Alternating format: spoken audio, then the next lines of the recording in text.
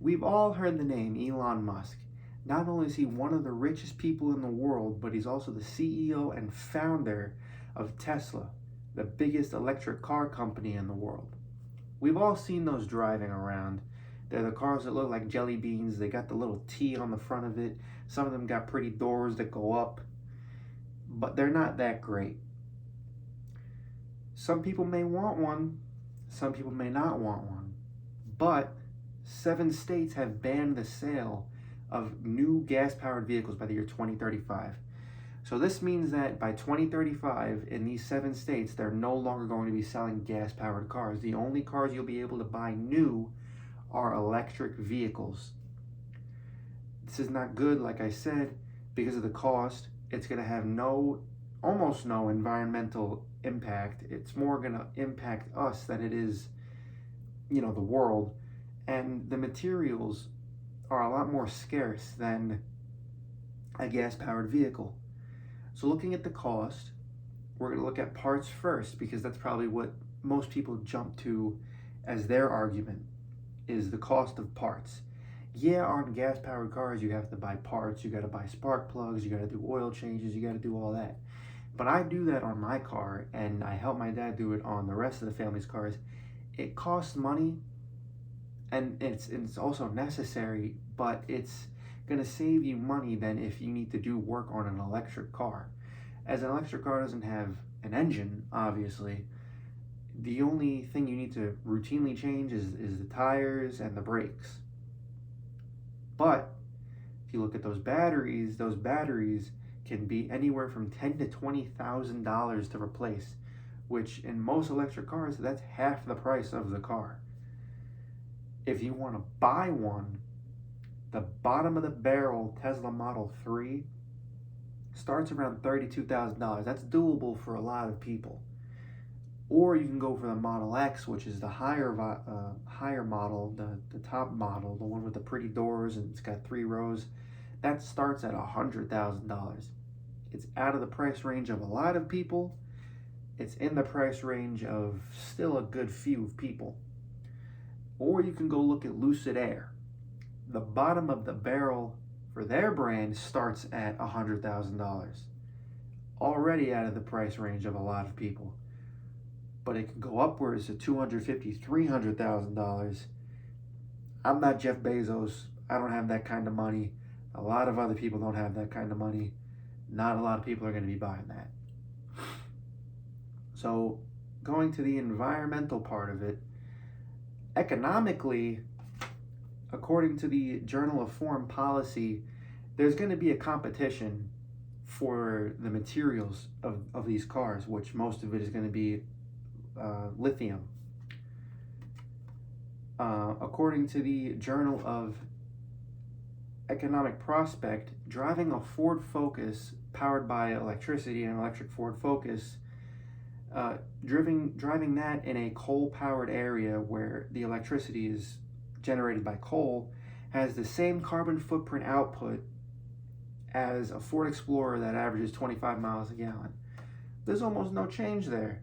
You're going to spend all this money to get an electric car, but you're not going to do a whole lot for the environment if you live in an area where coal makes electricity. Just so happens that roughly 60% of the US is powered by coal, electricity speaking.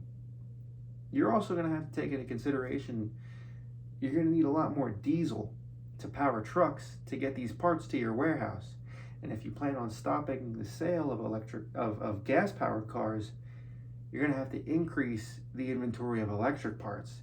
So it's even more diesel for even more trucks to bring stuff to your warehouse.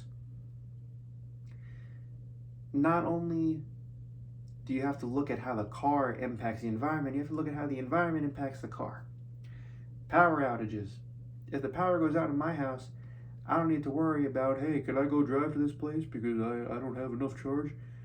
I don't need to worry about that because my car runs on gas. If you get a Tesla or any other electric car, the power goes out, you can't charge your car. If your car's got a dead battery, you ain't going nowhere. Or you could look at flooding. I know in my area, at least down Spring Creek Road, it floods a lot. People don't park in the street, obviously. They've learned their lesson. But it still floods. You park a gas-powered car in the street, the water's got to get up to engine level. Gets up to engine level, you might flood the engine. Worse you'll need is an engine change. Electric cars, not only can they not withstand as much water as a gas-powered car, you flood an electric car, there goes the whole car. You got to get a whole new thing. You might have short-circuited something. You might have damaged it. Well, you did damage the battery. You just got to get a whole new car there. There's no fixing that. You can't fix that. Lithium, which these batteries are made out of, there's not a lot in the world, and it's mined. It's not drilled out of the ground like an oil drill. It's mined.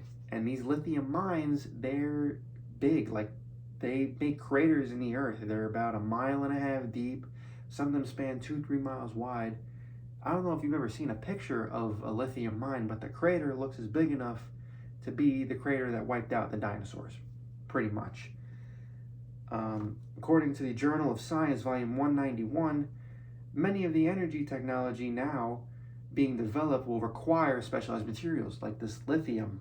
So not only do you have to worry about it going into electric cars, it also powers regular batteries that you put in your TV remote, that you put in, I don't know, your kids' toys. Some of them, or some lithium is actually used in stainless steel. There's going to be a competition for this, like I said before. Comparing it to the amount of oil that's in the world, like I said, there's a lot less. And companies are now finding ways to recycle oil. So oil is currently transitioning from a fossil fuel, which means a fuel that could run out, to a renewable energy by recycling, as I said. According to the lithium-ion industry based in US and abroad, there's a company, Ganfeng Lithium Company. They have contracts with Tesla and other major electric car companies to provide them with their batteries and their lithium. That's just one company, though. They own most of these, so it's going to be like how oil is, how there's not a whole lot of oil companies and they supply all these car companies with oil and all these gas companies with fuel for their gas stations. It's going to be a competition. You see on the news in the morning, what's the first thing they say? The price of oil, and they got the guy with the hammer. Oil's increased, oil's decreased, however much a barrel. That might be the case with lithium. I don't want to experience that change. I hope you don't want to experience that change. I hope you see where I'm coming from, and I hope, truly hope, you do not buy an electric vehicle. Stick to gas, stick to what we know. Let's not transition. Thank you.